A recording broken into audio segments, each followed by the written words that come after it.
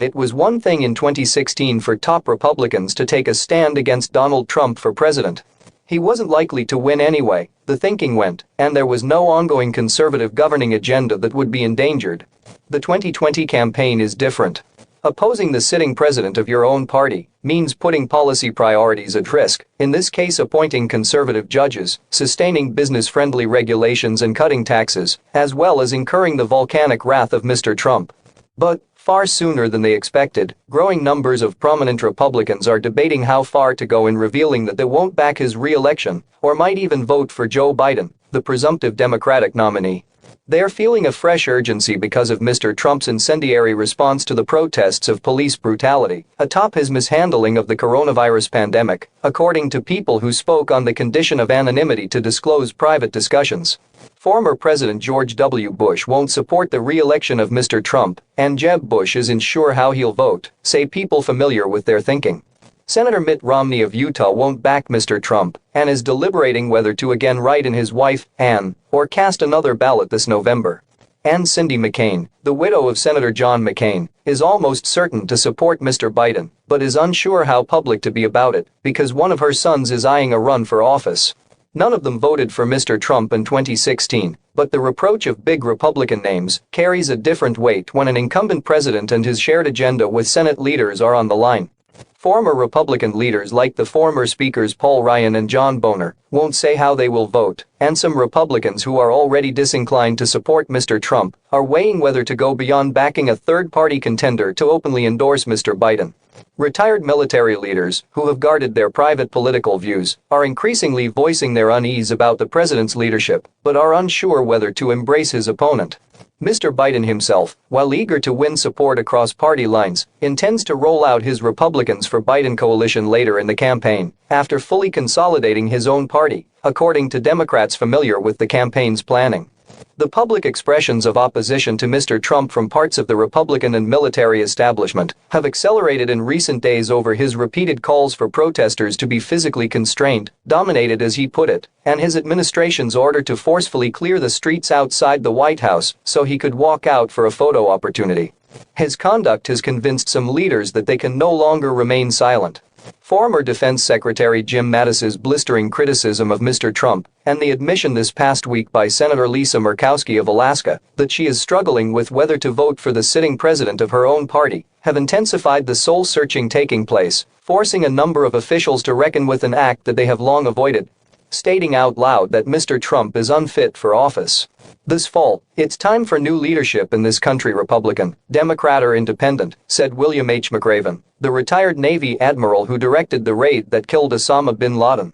President Trump has shown he doesn't have the qualities necessary to be a good commander-in-chief.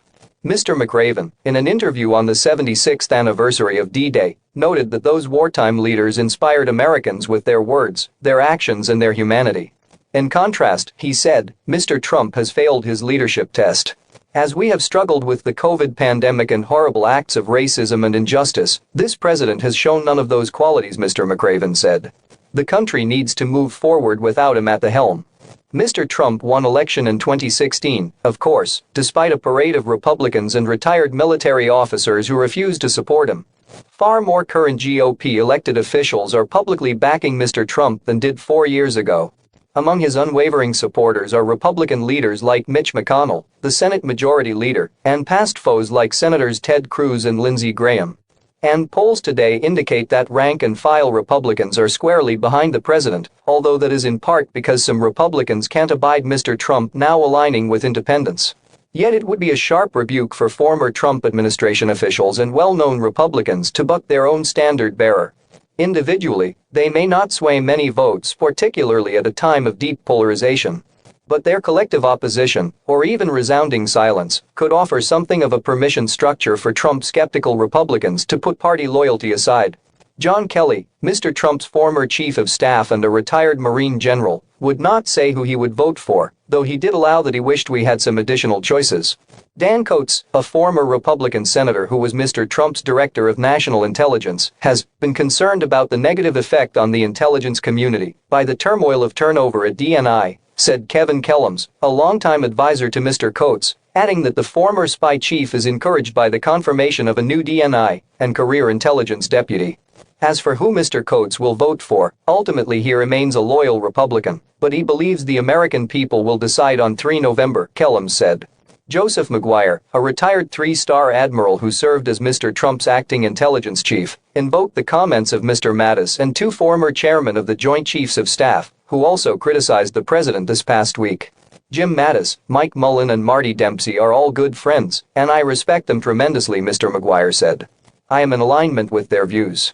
Asked who Mr. Boner and Mr. Ryan will vote for in November, representatives to both former House speakers declined to say. Colin Powell and Condoleezza Rice, who both served as Secretary of State under Bush, have also so far declined to state their intentions.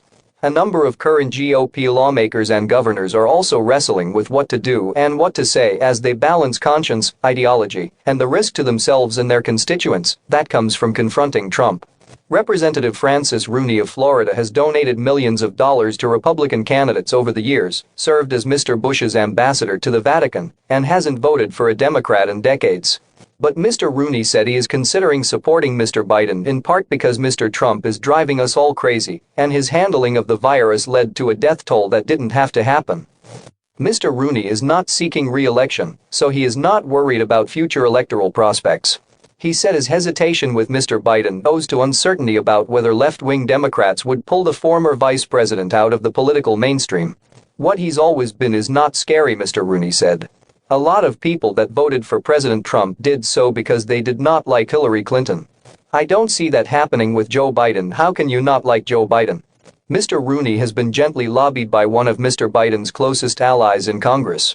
Senator Chris Coons of Delaware, who has effectively become the former vice president's emissary to current and recent Republican lawmakers.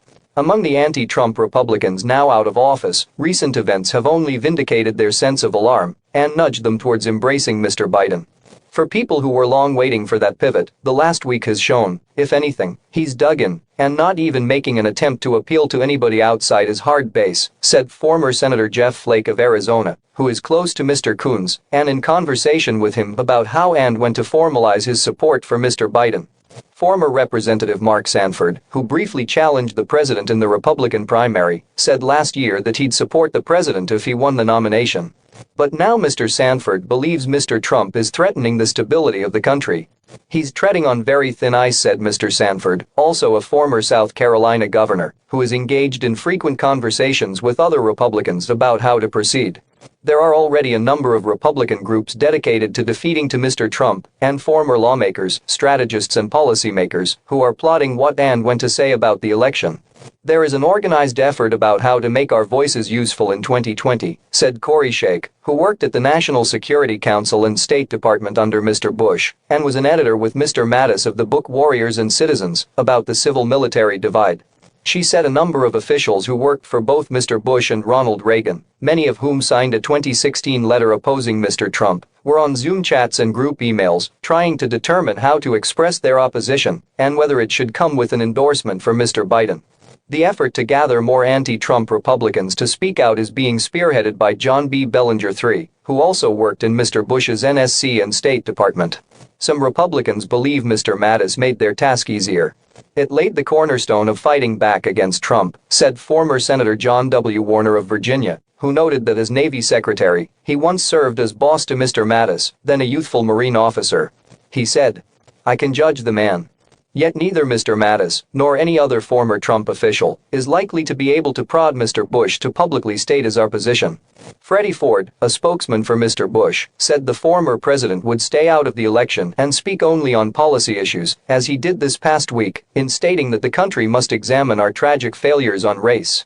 Notably, though, while the former president, who Mr. Trump has never reached out to while in office, may be withdrawn from presidential politics, he is not totally disengaged from campaigns. He has raised money for a handful of Republican senators, including John Cornyn of Texas, Susan Collins of Maine and Cory Gardner of Colorado. Mr. Romney this past week lavished praise on Mr. Mattis, but stayed mum about who he would actually support for president. As for Ms. McCain, she has sought to stay out of partisan politics. Picking a fight with Trump is no fun, said Rick Davis, a longtime Ms. McCain advisor who's close to the family. But Mr. Davis, alluding to Mr. Biden, said, "You know where her heart is.